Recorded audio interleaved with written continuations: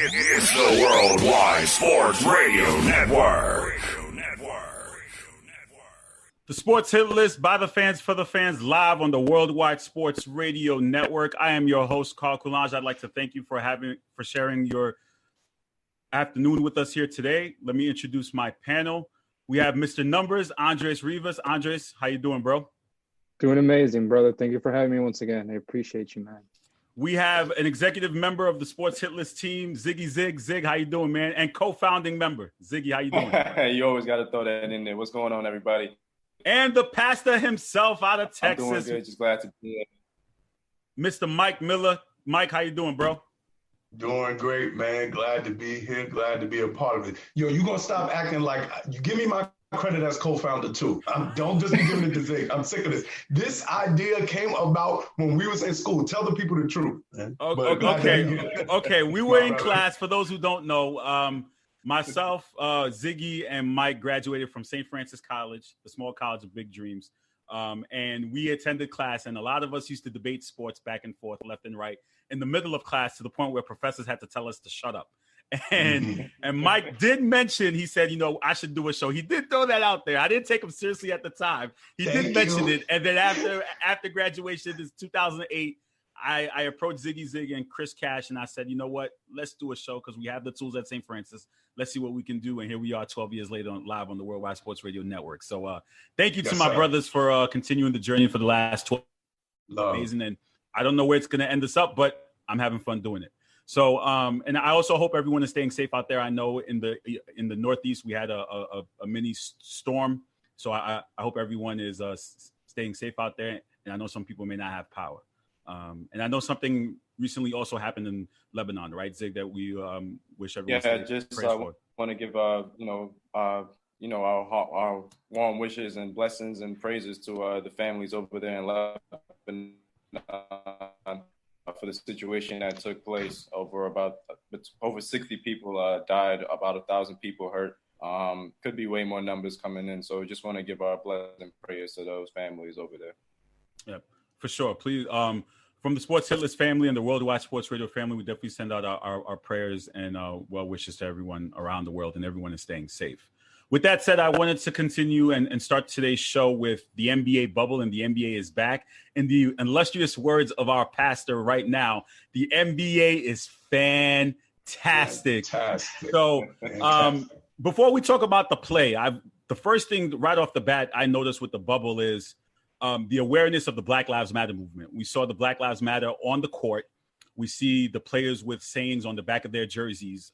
In every press conference, the players are consistently advocating for what's going on in the world. Mike, what are your thoughts about what the NBA is doing for the movement? It's kind of mixed. Like in a general sense, I think it's phenomenal that the NBA is taking such a prominent stance in terms of awareness. Raising awareness is always a beautiful thing. I know online we had some discussions about a player, Jonathan Isaac, from Orlando. Prayers up to him. Hopefully he gets back healthier towards ACL. But he had spoken about how he didn't want to stand and his different feelings about that. And so in general, outside of those few individuals, it's definitely been phenomenal to see all of the players and coaches kneeling for the anthem together. But there is part of me that's like, I'm only here to watch basketball. And I know that sounds crazy for me, but it was like it's dope to see it in a general sense. But like I already know, most of us are tuned in. Most of us know what's going on in the streets. We still active in terms of caring about the community. So I can understand why some people are like, all right, there's a tendency where it could feel like it's forced, like you forcing it in every interview or forcing it, and like you don't got to try that hard. You know what I'm saying? But like I said, in a general sense, it's phenomenal. And more awareness is better than no awareness at all and ignoring it. So yeah, I think it's dope. Ziggy, what are your thoughts? I kind of have to go back to Mike's second point. I know he said he's half and half. Like I said, I definitely it's good to see the players have a platform to speak on it. You see JJ Redick has been like one of the most people out there in front LeBron James, Carmelo Anthony, CP3. These guys have been doing it before the George Floyd situation. But I'm here for basketball. I'm glad that basketball is back. I've been paying attention to the games. I've been paying attention to games more often since we've returned. And, like I said, of course, Black Lives Matter, but there's a whole situation, and we'll get into that when we go into the rest of the topics. But like I said, I'm just glad basketball is back. Hell of a few games we've been seeing over these past couple of days. Andres, what are your quick thoughts on the Black Lives Matter movement and how the NBA has approached it returning? I think the NBA is doing a phenomenal job. The positive will always outweigh the negative, but to an extent, it's just like these are the names that you could choose from. For example, Jimmy Butler, he told the NBA, I don't want to wear a last name because I don't want people to see Jimmy Butler, the player. I want people to see Jimmy Butler, the person, and just like me, just like you, we're the same person. The only difference is I play basketball. And Adam Silver and the NBA was like, well, you can't do that. You have to have something on your back. So in the first game against Denver last Saturday, he made a statement and he didn't have a jersey with a last name. Afterwards, the referees went to him. They're like, listen, you got to go change your jersey. So he changed his jersey, and then he made a post on Instagram, reflecting on why he did what he did. So to a certain extent, it's been great, but it's also the NBA saying you have to choose from these names. One of the most outstanding names that stood up to me was how many more? How many more Black people are going to get killed innocently? How many more are going to die? How many more do we have? How many times do we have to witness this a day? How many times is a Black man going to be on the news over something so small and not get penalized for something so big? So I just think that the NBA has done a great job regardless. Yeah, overall, Adam Silver, I like to say he is the commissioner of commissioners, or as Mike likes to say, he's a cousin Silver. So he's doing a great job. But to the play, and I've seen a lot of great play, and I was one to be skeptical about the NBA returning without fans, and they've been proving me wrong with watching the bubble games. We've seen T.J. Warren have incredible play. Mike, is T.J. Warren the MVP of the bubble? Could you call him that? Right now, he is the MVP of the bubble. I told you he was going to say 39.7. He broke the record. He broke a personal Indiana Pacers record for the most consecutive 30-point games. He had 3 in a row. That was Jermaine O'Neal's record. TJ Warren, he dropped 50, Mr. 53. Call him correctly. His name from henceforth is Mr. 53. Jimmy Butler, we coming for you. That's all I'm saying. So Can I ask a quick question? Please. TJ Warren. Go ahead, Zig. What are the name of the teams that y'all play? Who are the teams that y'all play? So we played the Magic. We play, mind your business. It don't matter. That don't matter. You will call him from henceforth Mr. 53. He had 32 last night. You will call him Mr. 53. It don't matter who we play. This is bubble play. He's been playing phenomenal. So listen, Pacers, I threw you that alley. I knew you were going to dunk it in. I threw you that alley. That was for you, Mike. That question was for my you. brother. Aside from TJ Warren, who's brother. playing great, by the way, what else have we noticed in the bubble that's different? Is it different from play with fans, or is it the same? Andres? I feel like it's different to a certain extent because coaches get to be more vocal and they don't have to scream anymore.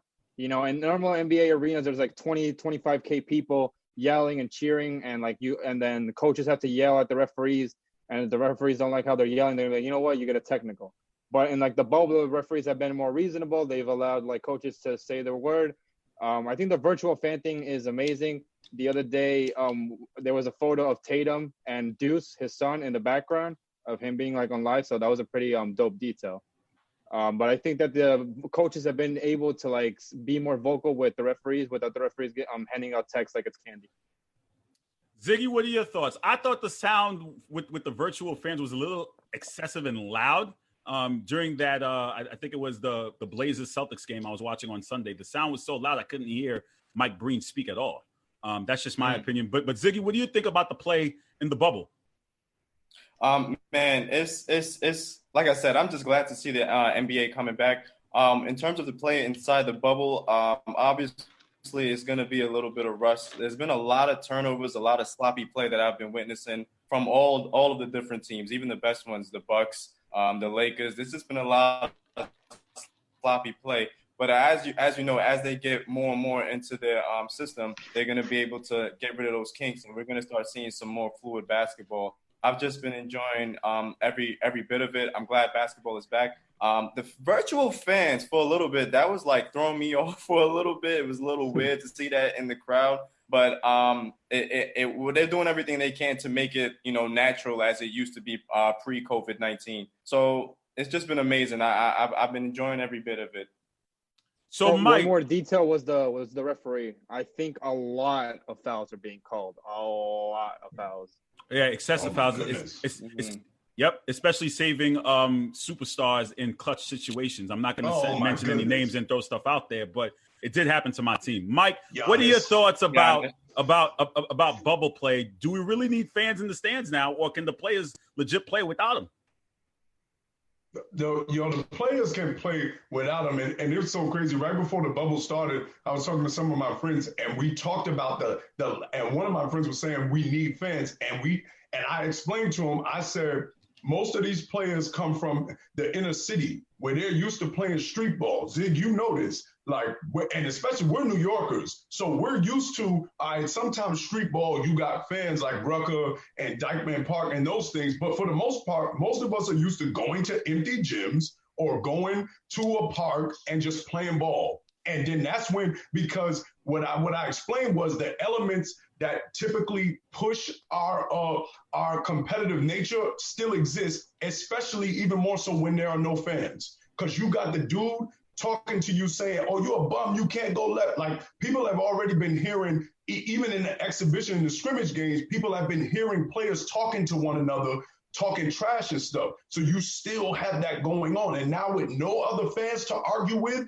it's just me and you. You can't be distracted by the fans. The fans can't save you by cheering you up and talking trash for you. It's just me and you, and we got to go back and forth. So it's just like when growing up playing ball, playing in the parks, it's no fans, nobody else involved. It's just us. So I think with or without fans, of course, add a little element to it, but with or without fans, the play has been phenomenal for me.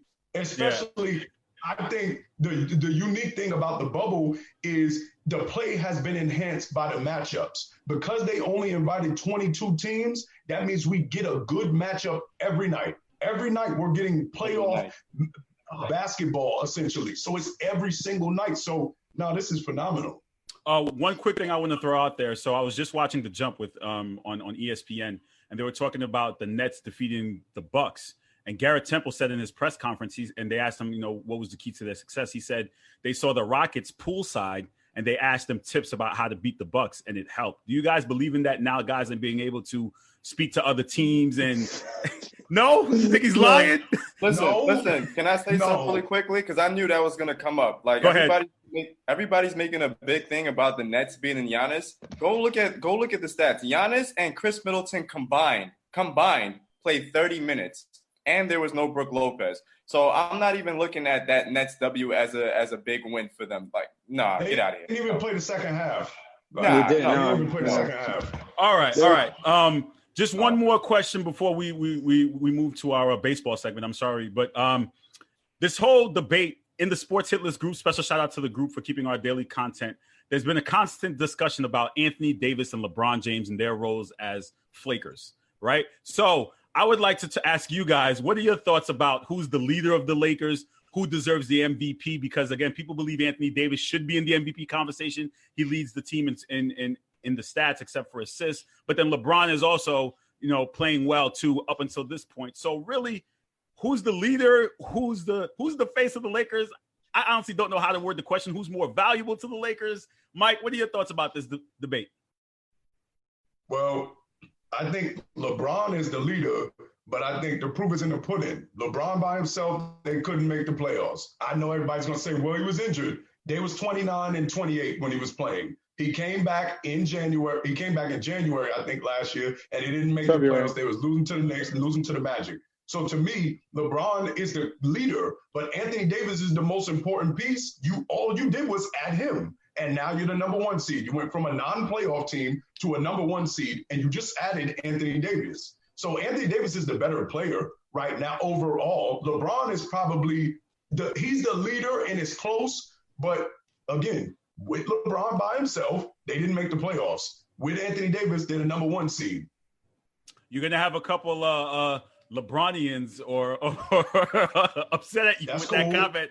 They know how we do. They know our vibe, so it don't matter. Like, Ziggy Zig, what are your comments on this LeBron Anthony Davis chatter? Listen, LeBron is the leader, right? He's been producing this season. However, AD also been producing. And I said they both need each other, right? Because last year the Lakers weren't really making much noise with LeBron. And when AD was in New Orleans, he wasn't making any noise himself. As I like to say, he was putting up empty calories over there in New Orleans. So now you put the two of them together now you have this number 1 team that's doing it. And nothing's going to change. LeBron is the leader. You understand what I'm saying? And here's some numbers. I believe since the restart of the NBA season, LeBron is averaging 19 points, I believe, like 7 assists, 8 rebounds, and 4 turnovers. That's not really good numbers. I mean, like I said, they're all starting to get into the groove. But AD currently is averaging 30 points and about like 8 rebounds and about a block and a half a game. So the numbers are right there. As Mike said, the proof is in the pudding. LeBron's the leader, but AD, to me, is the MVP of the Lakers. Andres, I was about to ask you for the numbers, but I think Ziggy Zig kind of took your role there, buddy. What are your quick thoughts? Bad, what are your thoughts about that, about the AD and LeBron debate? I think the first thing that I want to say is that they hated Jesus for telling the truth. So if Mike believes that, then let him have his statement. You know what I mean? There could be 50 rebuttals to him, but they hated Jesus for telling the truth too. And so let him continue to do what he does. There you go. Period. Somebody read the word. I do feel like LeBron is the leader, but AD has clearly been the best player. You know, I think Ray Charles could see that AD has been the best player, and there's no discussion about that. In the Thursday game against the Clippers, LeBron did everything well. You know, he passed, he defended well, but AD had the better stats. On Saturday, he folded. Let's say he folded, and LeBron folded too. And credit to the Raptors for their amazing defense. They have the number 2 defense in the NBA, and the Lakers lost. The other night, AD played amazing, and the Lakers won. He had 40 and 12 against the Utah Jazz against 2-time Defensive Player of the Year Rudy Gobert. Could be a 3-time this year, and the Lakers won. But to play devil's advocate, there was an article that came out recently that LeBron can't have the engine on 100 miles per hour because he's 35 years old. So I think he's just getting in the groove of things to like see what his body could do and get ready for the playoffs. But if you think that LeBron has been the most valuable player, then I think you need to get some new glasses because Ray Charles could see that AD has clearly been the best player. And that's the mic drop. Well, you know what? There's a lot of people in our group you can call a Ray Charles that need my glasses and yours to see because according to them, LeBron is the MVP of the Lakers. But we'll have yet to see. Gentlemen, thank you for joining me to open up the show. I hope you guys are staying well and safe. We are going to do some playoff predictions, so I'll be having some conversations with you guys about that coming up soon. And I hope to also review some playoff games as we get closer to the playoffs and Eastern Conference Finals and all those other games. So you guys take care. Thank you for joining me. I'll talk to you guys soon. All right, peace out. Stay safe, man. God bless. You're watching the Sports Hit List live on the Worldwide Sports Radio Network. Let me bring in our baseball contributors. And we have a special 5-minute segment with Ray Jarvis from the Gray Area to discuss Yoenis Cespedes and what happened with him with the Mets. Let me introduce my panel here. Can you hear me? I'm here, Carl. I'm here. TK the Tank, Tom Kenny. He's not talking pro wrestling or football. He's talking baseball. How you doing? Great, Carl. How are you? Good. We have Ray Jarvis from the Gray Area. Ray, how you doing, bro? I can't hear you, Ray. No sound coming in on Ray. And Sean, are you here, bro? I'm here. What's going on, Carl? How you doing, man? I'm doing good. How are you? Good. So, Chuck, what are your quick thoughts on Yoenis Cespedes and how that played out? I think it's just a guy who knew he was getting screwed by the Mets, and he said, "Screw this, I'm out. Peace." I mean, there's no other way to explain it. I think you saw by the Mets cutting his playing time that they were trying to not make him reach whatever contract incentives he had, and he decided that it was not worth to risk his life and his career. So he was like, "I'm out," and that was it. He was gone. Ray Jarvis texted me. He said, he said he's really upset. He had a few thoughts about it. Ray, what are your thoughts on Yoenis Cespedes and what he did? Still can't hear you, bro. TK, what are your thoughts? I mean, he's gone. Much like he's kind of like he's always been a bit of a prima donna. He's always been a bit of a Shawn Michaels. So like Shawn Michaels, he lost his smile and he had to leave. You had to go there, right? You had to go there. Out of all places to go, you had to use the Shawn Michaels example. Carl, we know you need a Triple H, you need a Derek Jeter, you need a company. Listen, man. you're not going to turn a baseball segment into. You're not going to to turn a baseball segment into pro wrestling to take a cheap shot at me. I'm just making comparison here, Carl. Sure, go ahead. Go ahead, TK. And, if he's going to leave in the middle of the night, he's going to leave on the team, no matter what the incentives are. I mean, you don't need a guy like that on your team. The Mets are 4-8. It's looking like a rough season. They're not the Yankees who are 8-1. So you know what? All right, goodbye, Yoenis. We'll put some young guys in there. Sean, what are your thoughts on that? Well, I feel like in general, especially with Cespedes, it's like I don't mind you opting out of the season, of course, because due to COVID.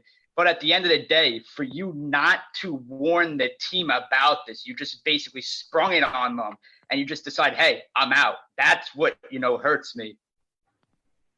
Ray, what are your thoughts? Yeah, can you hear me now? I can hear you now. Yes, you.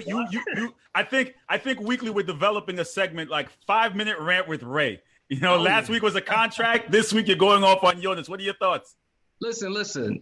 They talking about cutting playing time and all of this and that. Regardless if he wasn't playing defense, he was in a lineup 8 of the 9 games that he was played in the season, excuse me. So even if you're saying he's not meeting his defensive attributes as far as the contract goes, he was still getting the ABs. It wasn't like he was having 1 or 2 at-bats and they were benching him. He was playing the full game as a DH. So I'm not really here for they were cutting my playing time. The fact remains is most of his incentives were offensive laden, so you were getting the at-bats. So what's the real issue here, Yoenis? We had 2 years ago, you jumped off a horse and you broke your ankles or whatever the situation may be. The year before that, you got hurt. Generally, since you signed the contract, you got about $100 million and you played about 273 games or somewhere in that vicinity. So from the time we went to the World Series in 2015 up until 2020, you've been hurt almost as much as you've been available to us. So the fact remains is I'm not really here for Yoenis anymore. Granted, I know baseball is a business. There's business in the contract. There's verbiage in the contract. He feels like he's getting shorted. But you don't start the season and then quit because the team is, in your opinion, not giving you the opportunity. It's only 60 games. So what did you show up for, Yoenis? Just to quit?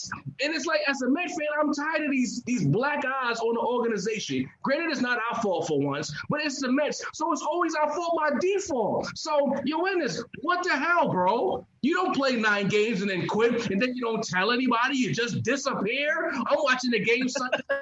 Half the game with the announcers talking about Yoenis being incognito. Yoenis, what the hell, bro? You have to show up. At the very least, quit after the Sunday game. Don't blame COVID for your selfishness. You haven't played. You got paid. The contracts are guaranteed. So you can't say this is an NFL deal where you have a hit certain marks. Up until this point, you have gotten every penny of that contract. So I don't want to hear about incentives in 2020. What about the other seasons? You didn't play at all last year. Why were you on a horse? We don't even know if that story was real. You probably lied about that too, Yoenis. We don't know anything about you, bro. You don't even speak English in the presence. We have never got to know you. All we know is that you're a shady baseball player who's had bad breakups everywhere you've gone. And 100% of the time, I am sick of it. I was a Yoenis fan. I was frontline Keep Yo in 2015. I wanted that guy. Frankly, when we traded Wilmer Flores, the whole time I was screaming for Yoenis Cespedes. I wanted that guy. I didn't know who we traded for originally. Only for you to quit and make me look like a buffoon. What the hell, Yoenis? I am sick and tired of the Mets getting black eyes. This is a bad look. This is a coward move. If you disagree, I don't care. You don't play 9 games and quit. You do not do that. And then you quit, and then it's like you broke up with the girl via text message. You didn't even have enough gumption to face ownership and quit to their face. You quit like a coward. Jump over another horse and break your ankles again. I don't give a damn. Well, there's nothing else I can say after that. I mean, listen, Ray, you have some water to calm down? You good, bro? I got some Casamigos here. I'm going to get drunk after this. Continuing the segment, Ray, we're going to keep you for a little bit to continue the segment about baseball. Will this 60 game continue? We saw the Cardinals have an outbreak of COVID, the second team along with the Marlins. So are we getting nervous now that they may cancel the season? Chuck? Well, Carl, I think they will finish the season, and I say this. Rob Manfred finally got a brain in his head and decided to actually put somewhat of protocols in place for these players to not go out and go gavelanting all around the city.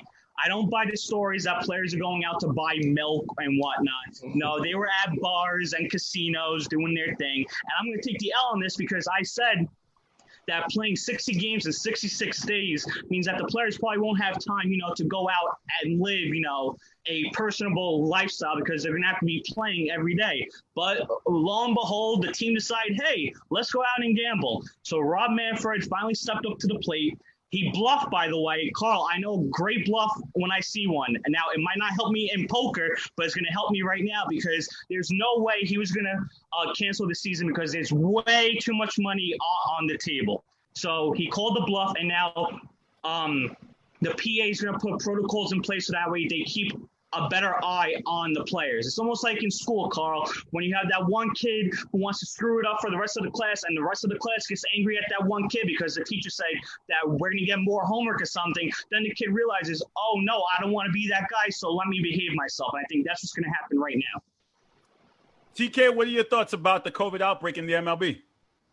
I mean, you want to try to play these games and be safe, and you got two teams now, but like he just said, there's a ton of money on the table, and you just can't see them walking away easily from this money. I think they'll try to push back the season. I think you'll see pauses. I think there'll be a lot of steps before we get to something that is considered season ending. So, but it's rough because these guys, they're all successful, rich guys that are young, and it's like you got to stay indoors. And I could imagine it's tough, but we'll see how it goes.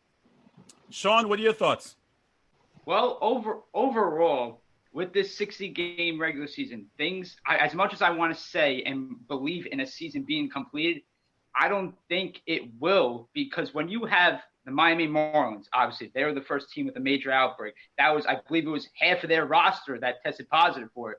So they had to sign a bunch of new players as well. Then now with the St. Louis Cardinals, who they can't play most of this week. Their first game this week, I believe, is Friday. So they had to have some of their players sit out as well. So you have those two teams. And then you have to worry. And I do agree with the money. Of course, you're not just going to walk away with a ton of money on the table here. But it comes down to safety. And I mention this all the time, especially with the NBA, the NHL having a safe bubble. Instead of debating about money, we could have been talking about a safe place to play in and have a bubble for Major League Baseball. And I don't even think we'll be having this discussion about whether or not the season will be canceled. But just overall, I just think that this is it's really hard to see a season finish because as of right now, I know with the Yankees, it seems like they're making up rules as they go because now they're playing a doubleheader and they're only going to be 7 innings. It's not going to be a full 9-inning game. So they're switching up rules as they go, it feels like. So I don't know what's going on. Ray, I gave you a couple minutes to calm down. What are your thoughts now about what's going on with COVID in the MLB? My thoughts are Rob Manfred is the worst commissioner in the history of sports. You spent all of this time, to Charlie's point, calling bluffs. Granted, you have to play hardball with the Players Union to get things done. We understand the relationship is rocky with the Players Union and Major League Baseball. But even during that time, are you not dexterous enough to have a plan in place so when you have these guys come back? The NBA got it right. They had 4 months to get this bubble situation ironed out. You spend almost the entire spring in 2 states, Florida and Arizona. You mean to tell me you couldn't get a bubble in place in those 2 locations so that these players are safe and get the protocols right? Then you're running down on Tony Clark talking about your players need to get it right. No, Rob, you need to get it right, bro. You've been failing miserably. You wasted our time with negotiations about this many games and that many games just to turn around and say it was always going to be 60. So what are you doing, bro? If it was always going to be 60, why didn't you have protocols in place. Why are they playing at stadiums with nobody there? There's no point to even being in the stadiums if you're not going to allow fans in. You should have had a bubble. You should have had a better plan. You shouldn't be holding the players union accountable when you can't hold that many players accountable. We can't even, if you're a parent, you have 3 kids, it's hard managing 3 kids in the house. How are you going to manage hundreds of players, state to state, city to city? Rob, you failed. You're the worst commissioner ever. I don't even want to hear about the players union. The players did what players would do in any circumstance. You cannot trust them to stay, go from baseball stadium to hotel, back to baseball stadium. That's not realistic. We need a stronger protocol to protect the players from themselves, and that's where the commissioner comes in, and he has failed miserably, the worst ever. Again, Ray Jarvis dropping the pipe bombs here on the Sports Hit List Live. Hit it right on the head. Guys, any final thoughts on the baseball season overall? How's the play? I would say I think the play is good. I don't mind, fans not there, but to go off of Ray's point, yes, there should have been better protocols in place because, having teams now play different teams, and now the Marlins are like 6 games behind like the rest of the league and everything. It's out of control. But one thing that I want to disagree with Ray is that the players did not want the bubble because they wanted to be home with their families. So this is why we got players, traveling everywhere. But 100%, they should have had a bubble, better protocols in place. But you know what? The play is good. I'm just happy to see baseball it's a nice resort to get away from everything that's happening in the world, sadly. But I think having no fans hasn't really hurt the game in a way that we might have thought. But I think the play's been good, and the Yankees are in first place, so I got no complaints. TK, to the actual game, what are your thoughts about baseball here?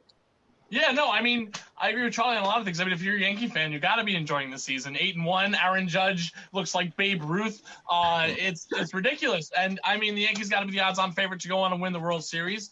I don't mind – more so than, professional wrestling, more so than any other sport that's been out there, NBA in the bubble. Baseball affects me the least with the no fans because it's baseball. It's a slow sport, and it's not postseason. And I actually like kind of hearing some of the players on the field, and you get all those different clips that come out. So I think it's been good. I thought you had some early narrative with the Joe Kelly thing, things to talk about. Now you have Yoenis leaving. I mean, we're about 10 games into the season, and there's already 2 teams that are infected with coronavirus. So it's been interesting, to say the least.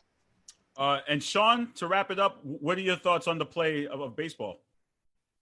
I love it so far. I love watching my Yankees, watching what Aaron Judge is capable of doing so far. And like what Tom and Charlie said about, Joe, with the incident with Joe Kelly, you have major headlines going on. So it spices up the season so far to distract us a little bit from what's going on outside in the real world here. But, at the end of the day, it's baseball is back. So I'm glad it's here overall. And I'm just looking forward. Hopefully we get to play majority of the season. But like I said earlier, it's going to be hard to. All right, gentlemen, thank you for joining me here on the Sports Hit List podcast by the fans and for the fans. I'll see you guys next week. Please make sure you guys are staying safe. Ray is going to stick around to join us for some NFC South, some football talk. You guys take care. I better not see Travis on this. Mr. Box Office, you guys take care. You're watching the Sports Hit List by the fans and for the fans. Let me bring in my football contributors. Mr. Box Office is coming in. So is the commissioner. Yes, brace yourself. Here he comes. The commissioner of the Sports Hit List is in the building, Mr. Ray. Ray, how you doing, my brother? Good, man. How's everybody doing today? Good. Mr. Box Office, Travis McKay. Travis, Box Office. How's it going, fellas? How's it going? Are you here to educate us on the NFC South? Of course. I work 24/7, man. What you got? All right. So the NFC South, if you've been following along, we're breaking down each NFL division as we get closer and closer to the season. Could you ever imagine to see Tom Brady and Drew Brees in the same division? Ray?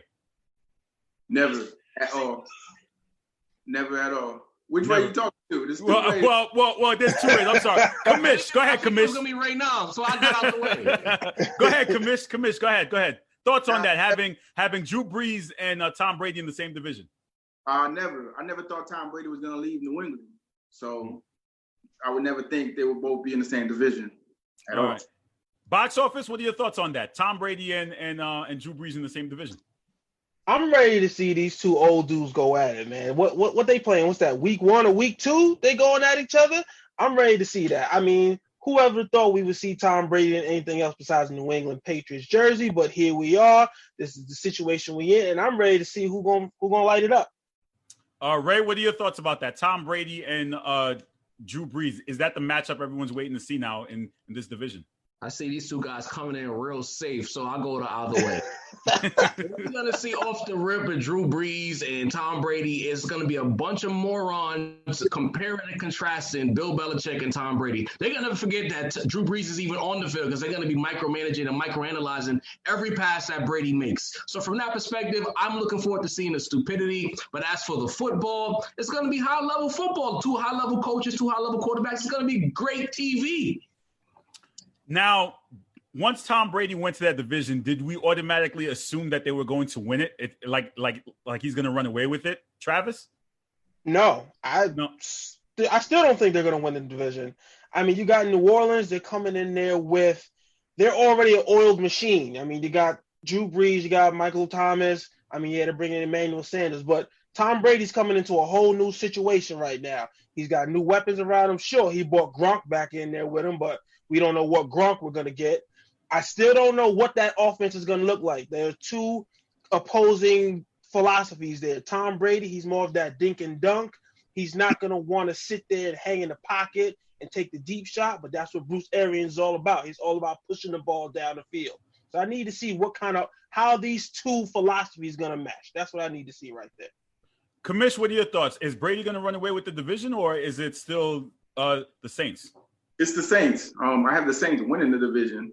Like Travis just said, they're a well-oiled machine, especially now with not being a lot of mini camps and everything like that. Brady's coming to a whole new situation.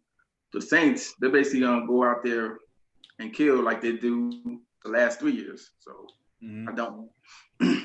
Mr. Jarv, can you agree for the first time in Hitler's history with Mr. Box Office about the Saints?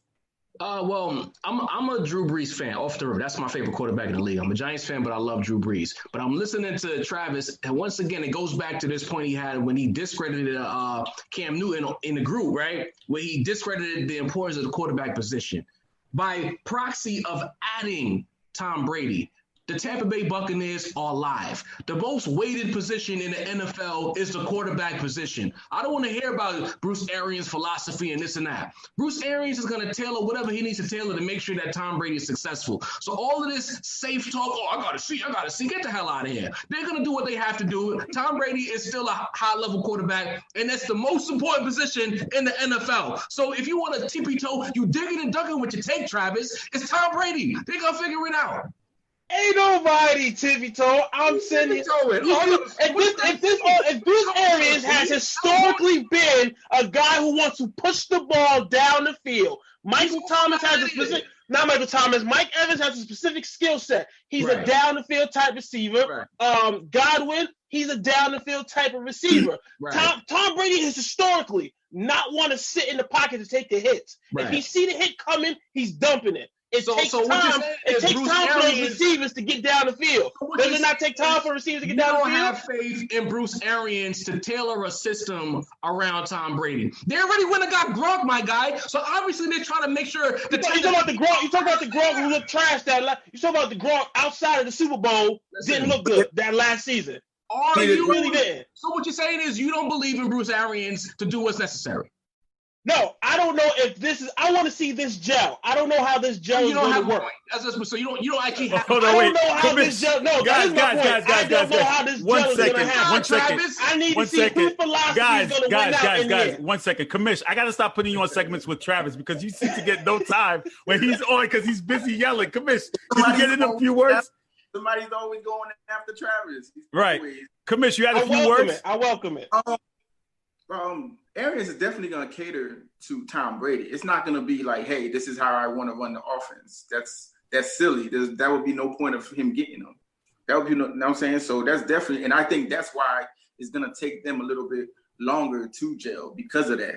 But he's going to ask Tom Brady, hey, what are you comfortable with? Okay, this, and that. He's going to definitely use what he's comfortable with into the system. He's just not going to be like, hey, this is my system. This is how I do it. You got to adjust. No, that's definitely not going to be the case.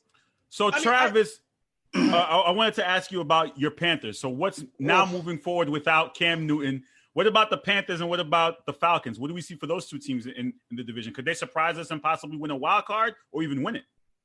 Panthers, no. We're in a straight rebuild mode around here. I mean, we went out here. We made a decent decision. We brought in Teddy Bridgewater. I mean, I appreciate – people think I'm a Cam hater. I appreciate everything he's done with us, for us, but they wanted to move on from him. Hey, it is what it is. I think the biggest loss the team has this year is the loss of Luke Kuechly in the middle of that defense right there. He was the leader of that defense. He was the quarterback of that defense. He was the heart of that team right there. We're going to be leaning on Christian McCaffrey. We just gave him the big dollars on that team. We brought in Robbie Anderson, the speedster from the Jets. So we'll see what that looks like. We brought in the offensive coordinator from LSU who was with the Saints. So he's going to be bringing that Saints explosive offense. We'll see how Teddy Bridgewater gets down with that. It's very I'm on the fence. I did not like our first round pick in Derek Brown. I think he gives me very Nick Fairley, Marcelo Darius vibe. I don't believe in spending top 10 picks on run stuffers. He to me, he doesn't look like – I don't get the Aaron Donald, J.J. Watt, Chris Jones, pass rushing type ability from him. I think he's going to end up being a run stuffer, and I don't believe in top 10 picks on run stuffers.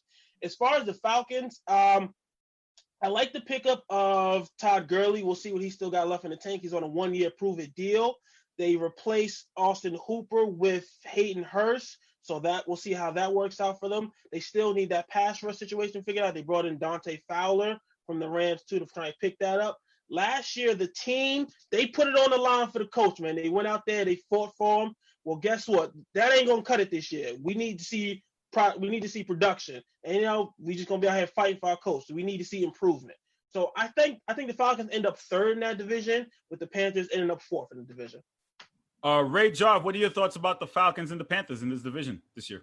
I mean, we're gonna see when it comes to the Panthers. I like their offense. Even when things got a little murky, when Cam left out, they had the backup come in there, and they were able to move the ball. They have statistically the best running back in the game right now. And I also like that wide receiver, not Robbie Anderson, he's trash, but DJ Moore. He showed me a lot at the end of last season. So I feel like they have a solid quarterback, they have a solid running back, they have a receiver who can be really good in this league. You have the three key components. The O-line is pretty good. So I feel like offensively, they're going to be able to score, especially in the NFC South. You got to be able to score points. So for me, it's a defense. What you said about the interior linemen on the defensive side, kind of sort of true. But if you look at what NFL teams are doing with interior linemen in these days, granted the edge rusher is important, but a lot of schemes, they're relying on the interior linemen to free up the edge guys. We even started to see they move Aaron Donald out from the inside to the outside, and they ask another guy to grab more attention so he can get the one-on-ones on the outside. So maybe the kid you drafted,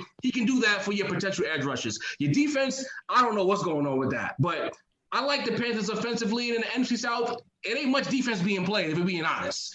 With the Falcons are a generic brand. You know what you're going to get. If you want to go get a Hostess honey bun, you know what you're going to get. If you go to McDonald's with the dollar menu, you know what you're going to get. With the Falcons, it's the same thing. You're going to have a decent offense, a somewhat disappointing defense. They're going to be in some close games, and then they're going to lose. The only thing different about them is the packaging. That uniform is horrible. I don't know if y'all saw that new uniform that they have. Terrible. Absolutely terrible. Yo, that uniform is hot. I like the uniform. I'm mad they never brought back the all black joints with the Michael Vick era. Oh my! All black joints they used to have, those was the fire ones. They never brought those back. I think what we're going to see with the Falcons is going to be some Sundays where we're going to tune in and we're going to be like, oh, they're in a close game, and they might win or they might lose by field goal at the end. This is what they do. So I don't have any faith in the Falcons, and you can clip this. I might be 100% wrong, and they might go 12-4 this year. But because they're so generic, you just don't know besides anywhere between 7-9 to 9-7. Kamish, what are your thoughts about the Falcons and the Panthers? The Panthers, they're going to be fourth. They got a Teddy Bridgewater. He should do okay with the offense. The offense is not going to be the problem. Right. I think they used their whole entire draft on defense. Pretty much. Every draft pick was a defensive player. So that tells you about where the defense is going to be. I mean, I don't think it's going to be too good. Like you said, they lost Kuechly. That's a big loss. I do believe in your first round pick. He was a beast in Auburn. So was Nick Fairley. What happened to him? I'm not talking about We gotta see, bro. You can't do that to him. Yeah, Oh, I see run stuffer. I need pass rush. Not everybody's gonna be Aaron Donald, or I mean, Right. you can't get that, you know. So, but I like him. He was producing at Auburn, so you need to. I mean, you should know your teams in the LSU. You should definitely know that. If he's attracting 2 offensive linemen on the line, he's done his job. Because that means That's a run stuffer. That's a run stuffer. That's what he is. No, but that helps in the pass rush too. Because that means if you got an edge That helps in the run game. In the pass rush, they're gonna ignore him. That helps in the run game. You have one guy sucking up 2 offensive linemen. That means someone is 1-on-1. But that's in the run. That's in the run game. In the pass rush, if he's not, he doesn't see me. I don't see him as a guy attracting a double team. I don't see him attracting double teams in pass rush. I'm telling you, Ray, you just have to remember. It's Travis. That's what we've come to conclusion and just realizing it's Travis. Everyone messages me. They're like, what is wrong with this guy? I'm like, it's Travis. I have nothing else to say. There's nothing else I can say. It's Travis. Final question I wanted to ask you guys. Are you confident? Say it again? When you finish with the Falcons real quick. Go ahead. I'm sorry. Go ahead. And the Falcons, to me, they ain't been the same since they lost Shanahan. They just, you know what I'm saying? That's been a big loss. They haven't recovered since then. You know, they had a lot of injuries one year, so you don't know what you're gonna get with the Falcons. Like Ray said, they could go 7-9, they could go 10-6. They might win the division. You just don't know with them. So to be honest, that's it. Final question is: are you guys confident in the NFL's plan dealing with COVID-19 that we'll actually get a season and we won't have any major COVID outbreaks? Ray, Jar. Honestly, with COVID, if it's one thing, I say if you want to wait and see, it's with this virus. I don't see too many issues right now. We're not hearing too many NFL players, like with the amount of players that they have, the ratio of sick to not sick seems to be okay. But once you get guys getting around each other and tackling, and then you want a social distance, but at the same time tackle on the field, I'm a little perplexed by that. So that's the situation where I need to see how it plays out. Is it going to be continuous testing, day to day, week to week? How do they do that? There hasn't been much of an announced plan from the NFL, so I really can't speak to it. But if you're telling me we distancing and we can't do jersey swaps, but I can tackle you, that's a little confusing for me. That's where I'm at with this. Kamish, what are your thoughts? Are you feeling confident that the NFL will get this new social distance era of sports down?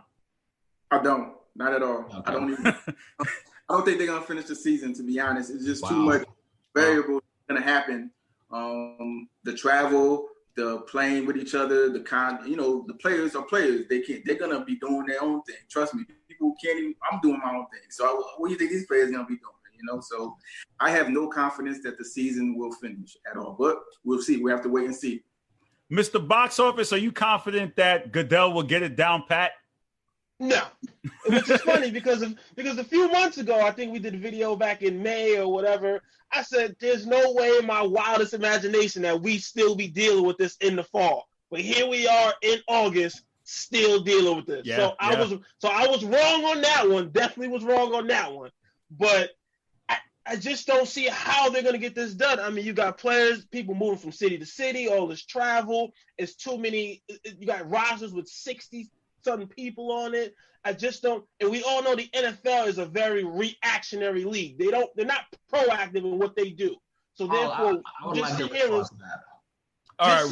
sit here and look at baseball. They having outbreaks. Tough. What you think the NFL going to have?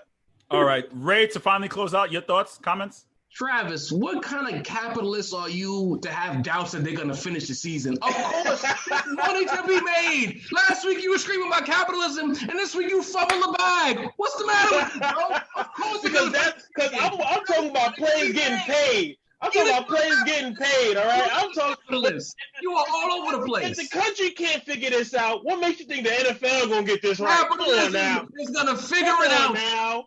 Follow the money. Now. Get it together, my guy. If they do put these games out here, I'm worried about what the product is going to look like. Also, real quick, Brandon Falco next week, you're dead. You think you've been hiding in them comments? I ain't forgot about you. Next week, barbecue chicken. You in that fake jersey you got behind you in your crib with that deer in the headlight look on your face. You're dead next week. Oh, well. Thank you, Ray Jarvis, for pulling a doubleheader in baseball, football, and even throwing a shout out in the NBA. Gentlemen, thank you. Next week, I believe we do the NFC West, right, Trav? That's what we're doing next week? Yes. I believe so. Yeah, NFC next week. You guys take care. I'll talk to you guys soon. You're All right, watching the later. Sports Hit List by the fans for the fans on the Worldwide Sports Radio Network. To close out, like we normally do, we're discussing some pro wrestling over here. We have a pro wrestling debate, the current state of pro wrestling. But before we get to that, I'd like to give a quick shout out to the Worldwide Sports Radio Network and to all the shows. Make sure you check out Down to the Wire on Mondays and Tuesdays from 6 to 8. Below the Mic on Thursdays from 6 to 8 o'clock. We also have the Ryan Hickey Show Mondays and Thursdays from 9 a.m. to 11 a.m. Caged in MMA every other Friday from 6 p.m. to 8 p.m. The Wise Guys Mondays, Wednesdays, and Fridays from 8 p.m. to 9 p.m. The Sports Hit List, of course, and Wednesdays at 4 p.m. Weapons Hot on Sundays at 7 p.m. and Off the Mat on Saturdays at 12 p.m. and the Weekend Crunch Saturdays at 7 on 103.9 FM. And I think Down to the Wires Mondays and Tuesdays is 6 p.m. to 8 p.m. Thank you for watching the Sports Hit List by the fans and for the fans. And we have, joining me, we have the Outlaw who is back from suspension, Zach, the Outlaw Drill. Zach, how you doing, man? I'm doing very, very well. I'm so happy to be here. I've been waiting for this debate. I've been begging you for this debate, to be honest. I know you have. I know. And we have Mike, the analyst. How you doing, bro? Can you hear me? I can hear you, man. I can hear you. Stop calling me the analyst, all right? Oh, yeah, so you're no longer the analyst. So you're the teacher's pet then. That's something that Zach came up with, all right? All right. Can you bump up your sound just a little bit? You're a little bit too low. Can you raise it a little bit? Yep. Okay, so this debate has been going on, the current state of pro wrestling. These guys have been going back and forth. For those of you who don't know, we're always debating what wrestling was and what wrestling is. Mike believes wrestling was a lot better beforehand, before this new PG era, before this new social distance era, where you go back to ruthless aggression times. But Zach, on the other hand, believes the current pro wrestling couldn't be better with what we're seeing now with AEW, NXT, even WWE, even though he doesn't watch the product. So we had this debate before. We've been having this debate nonstop ending. We figured we'd bring it to the live and let the people decide and listen to the two arguments about it. Outlaw, I'll give you the floor first. What are your thoughts about the current state of pro wrestling? The current state of pro wrestling is probably the best it's ever been. We have multiple companies dating even to like we have New Japan, we have Ring of Honor, we have Impact getting a resurgence in popularity. We have CCW, GCW, a bunch of other companies. If we go back to the Ruthless Aggression or even the Attitude Era, we didn't have this. All we had were two companies, and that was WWE and WCW. Why would you, like, as a wrestling fan, would you only want two companies when you can have multiple, spanning from like even across the seas, even going to the UK with Progress and Evolve? All right, to correct you, it was WWE, TNA, and Ring of Honor. So I just wanted to correct you on that. Ruthless Aggression did have its other companies. By the way, can you see me properly? I want you to see me, all right? Yeah, you're a little bit dark. I don't know if you can turn on a little bit more of a light, but it is coming in pretty dark, man. Okay, give me a sec, all right? All right, cool. Zach, to go back to your point while Mike fixes his lighting, I think the debate could go either way, honestly, because if you think about it, we did have a time where Ruthless Aggression was a great time in pro wrestling. I'm not saying it's not great now, but just think about what was going on during that time. And you could also make the argument, a lot of pro wrestling fans that I speak to, they don't watch right now. They're not watching right now, and they're still living the glory days of the Attitude Era, talking about Stone Cold, talking about The Rock, talking about Brock Lesnar, talking about Batista, Evolution. I'm in constant group chats talking about Sports Daily, and people are still reminded of those great eras. It's very rare I come across having conversations with someone who wants to talk about the new era of pro wrestling. What are your thoughts to that, Zach? I can agree, yes. For me, I'm a young wrestling fan. I came in, I think, at the tail end of the Ruthless Aggression.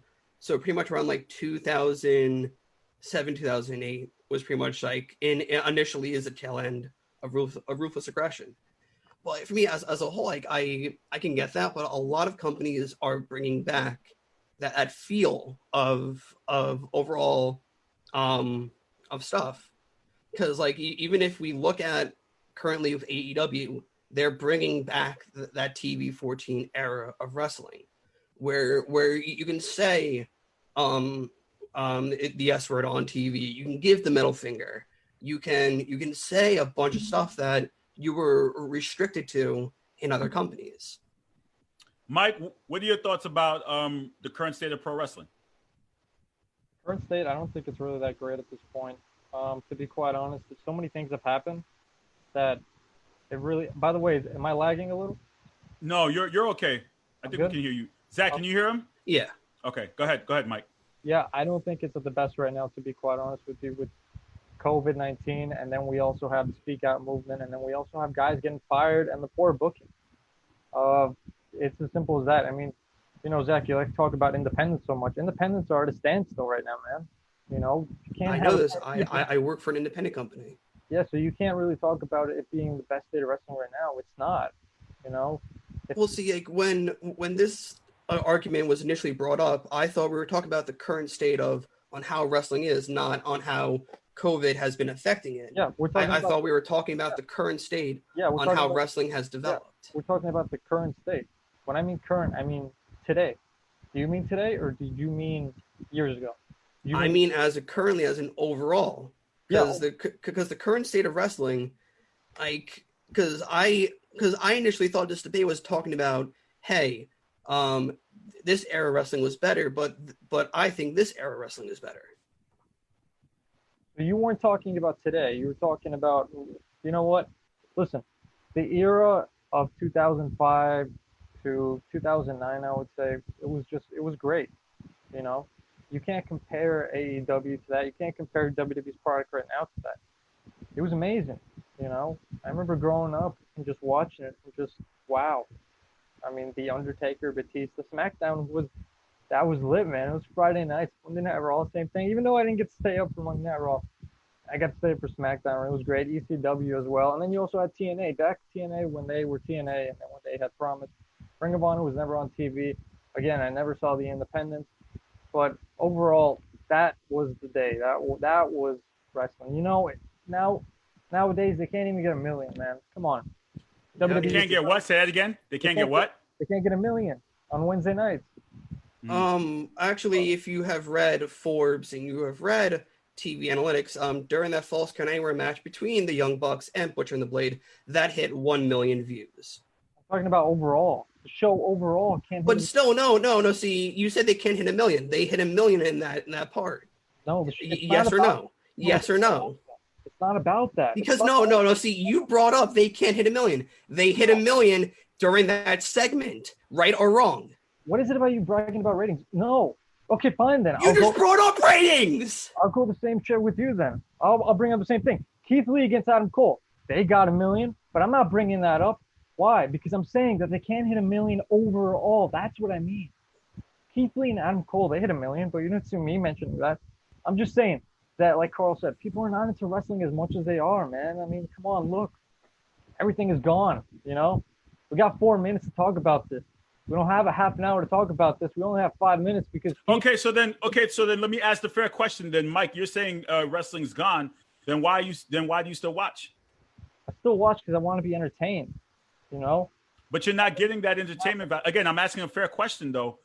You're not getting the entertainment value. Why consistently watch it? You know you're not getting that and come back. I know fans who have done that, who have been loyal fans like we are, and they say, you know what, I'm not going to watch for a period of time because the shows are trash. I'm not going to support that. So what do you do? Why do you still consistently watch it if you don't like what's being put out there? Because I'm having hope that maybe someday it'll get better. I mean, NXT is pretty good, you know. AEW has its moments where it has its poor booking, but overall, it can't be. I mean, it's not so bad. At the end of the day, we all want to be entertained. Okay, we all are passionate about wrestling, just like you said, Carl. Like, we're a loyal fan base. We will never stop watching. I saw wrestling since I was 3 years old.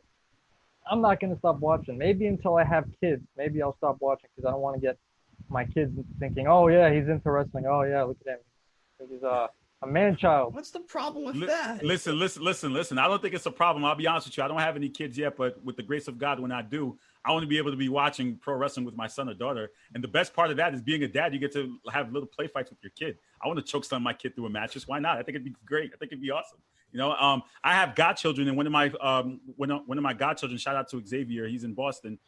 His mom told me he started watching. I believe there was a Netflix special of a kid who wants to be a wrestler. I don't know if you guys have heard of it. Yeah. And he watched it, and she said he loved it. What did I do? I sent him a championship belt so he could pretend to be a champion. So I think it's amazing to get kids and watch it with kids. I don't think it's a problem. We have a quick swerve here. Tom Kenny, who just messaged, he's like, Carl, tag me in. And I had to go off script. I'm sorry. I apologize. But Tom Kenny wanted to get tagged in to have a couple comments. Tom, I'm bringing you in, writing you in on the script. Did you want to say a quick comments to their debate about the current state of pro wrestling?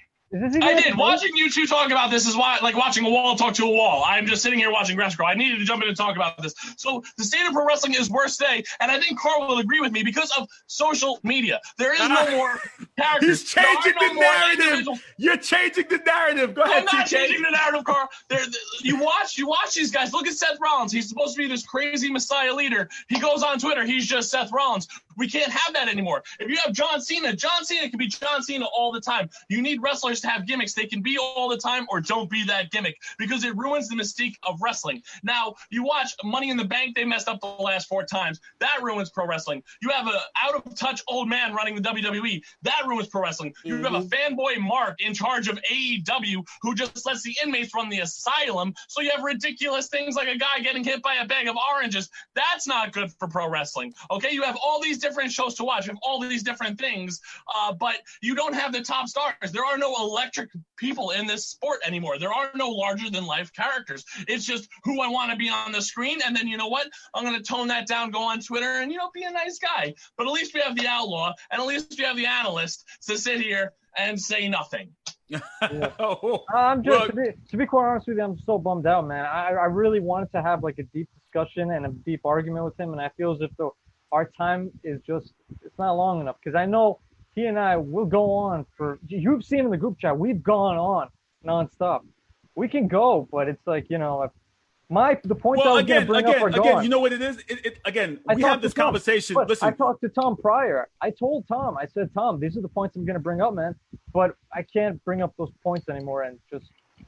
Listen, and again, I'm not going to sit here and try to make this let's get on the outlaw segment. We're not going to do that. And again, because I try to see it from both perspectives because, again, I love pro wrestling. I try to see the good in it. I try to see the bad in it. There are some segments now that are better, but I did make the statement that social media does ruin pro wrestling because, again, I don't watch it like that anymore because there's so much content out there.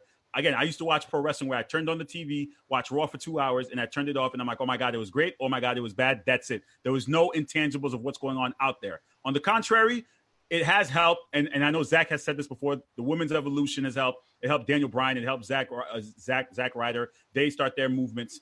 So I think there are parts of pro wrestling now that are good, but is it the same? Is it selling to the basic fan? I don't know. I don't think it is. Well, Zach. That's what I'm saying because you're going to have the hardcore audience. You're going to have me. You're going to have Mike. You're going to have Carl. You're going to have Zach. You're going to have us always watching wrestling, but you're losing the mainstream audience because it's become too niche.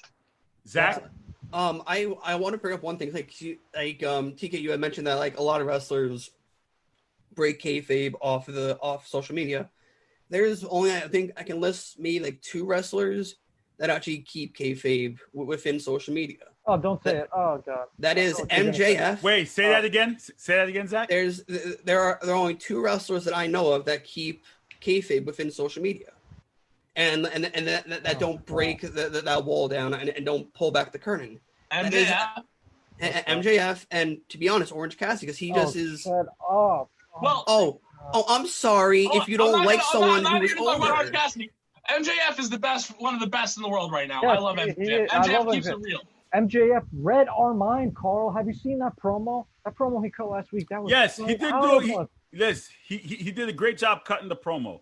And the but other we just part watched of it is SummerSlam 92 the other day, and nothing beats SummerSlam 92. You have larger-than-life characters. Hell, even Shawn Michaels. If you put Shawn Michaels on WWE TV today, he would actually draw ratings.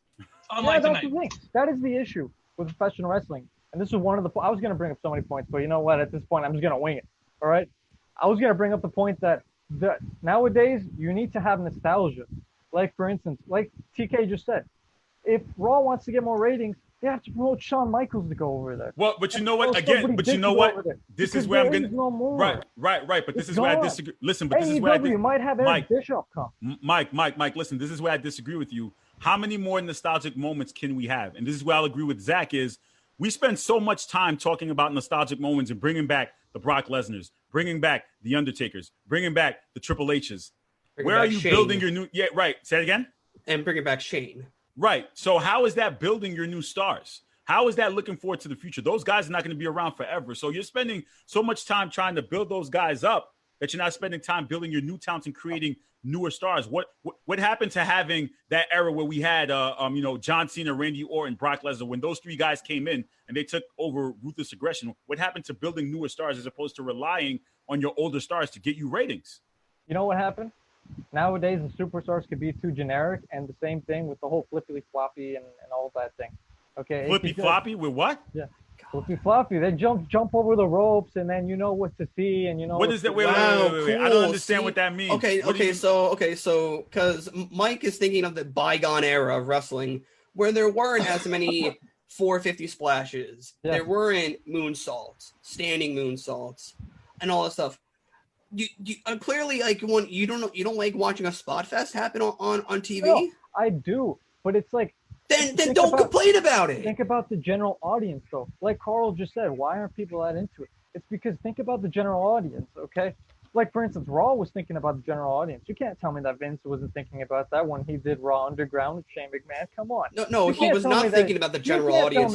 He was thinking about boosting ratings. No, you can't tell me that got. He was thinking about boosting ratings. That was not the general audience. Yes. Carl, were you into that? The whole Underground. I was. Like I said to you guys in the comments when I first saw it, I was like, "This is different. This is something." Exactly. And then it was 10-second squash matches. Yes, listen, it wasn't original. You don't care. You're not developing anyone if you do this shit. All right? Oh my God! 10-second squash matches do not help anyone. You know what? Screw your boy. You just think about Orange Cassidy. And all you think about is, WWE, WWE. I love Vince McMahon. He is the god of wrestling. We got the worst booking. Okay, AEW's not doing good booking. All right, look at Lance Archer. Look at Brian Cage. They're done, man. They're not done. Who throws in the towel? Okay. I think we're gonna have to. Who throws in the towel? Guys. Are you freaking kidding? But also, guys. It's about more than that. It's about compelling storylines, which they don't have anymore. The in-ring product is great, but you look at the 90s, I mean, whether it was by, just Jerry Springer type storylines or all that type of stuff, that's what was popular in the mainstream. Now they're out of touch with what's popular in the mainstream, and it's not creating compelling storylines, I think. Are you trying to say PT? Carl, I'm sorry to cut you off. I'm going to let Carl finish. Are you trying to say No, I'm just saying, listen, people I was such a stupid concept. It's not compelling. Listen. The other contributors of the Sports Hit List are throwing shade because they're saying wrestling's getting more time than NBA got. And that's good. Thank you. I'm so sorry, guys.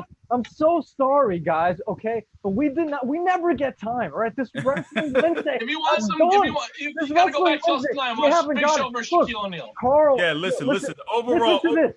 Outlaw and I got some good ratings for you guys on YouTube, and we don't get enough credit for it. Okay. All right. You guys almost got 400 for the dead wrestlers thing. Listen, we Zach. don't get enough credit for it. Zach, the wrestlers should get more credit for it. And Zach, you shut your mouth, man, because you know I'm right. Okay. okay, guys. Listen, Zach. Someone's shouting you out. They're saying they're telling on you because you curse. But we got to kind of wrap it up. I don't think this debate will ever end between Zach and Mike. I think we need to have it's a third part. You could go either way. I totally think it's different. I try to enjoy a little bit of it because, again, as I said, we're fans. We're going to watch regardless. We do our best. But it is different, and I feel like there are parts of social media that do ruin it for me. And, again, I use this example all the time. Anytime there's a pay-per-view coming up or even if Raw, I can't watch it live, I will log off all my social media sites until I can watch it because the minute I see a spoiler, part of me just ruins the element of seeing what happened. And I think back in the day, we didn't have social media. We didn't have as many spoilers to ruin that effect. So once you watched it once, it's like, oh, my God, it was great. So for me, that's what it becomes. Final thoughts, Zach. I thought that this debate or this just overall overall discussion went back and forth.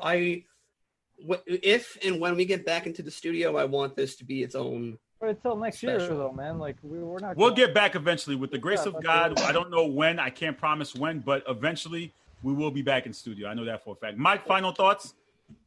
Huge apology to those who believe that we're going on for too long, but I'm sorry. We need to get our credit. You guys have every single day to talk about whatever you want. This Wrestling Wednesday concept was created by Carl, so we can talk about wrestling. Unfortunately, we also did not have enough time. So, come on, guys, support us. We can all get good ratings, okay? We can all do this together, okay? Guys who are watching this, please, Carl's friends, we can do this together, guys. We can push this to the limit. All right. We can make this bigger. We can make this bigger. Okay, Mike. TK the Tech, final thoughts? Final thoughts. My opinions are better than yours. Okay. You guys, thank you for watching the Sports Hit List by the fans and for the fans and staying tuned into all of our segments. Special thank you to all of our contributors from the NBA panel, from the NHL panel who wasn't here this week, the MLB panel, the NFL panel. And we have a great debate for next week about Kobe Bryant and LeBron James that the NBA will get next week. So please make sure you continue to like, share, comment, subscribe to all of the Sports Hit List content by the fans, for the fans. You can log on to our Instagram, our Facebook, our YouTube. Our numbers are going up. Thank you to all the fans for watching. Make sure you like, share, comment, subscribe. There you go, boys. There you go. NBA. Yes, let's go. Yeah, right. And I'll talk to you guys next week, and I'll see you guys next week here live on the Worldwide Sports Radio Network at 4 o'clock. We're calling it Hitless Wednesdays, live at 4. Take care. It's the Worldwide Sports Radio Network.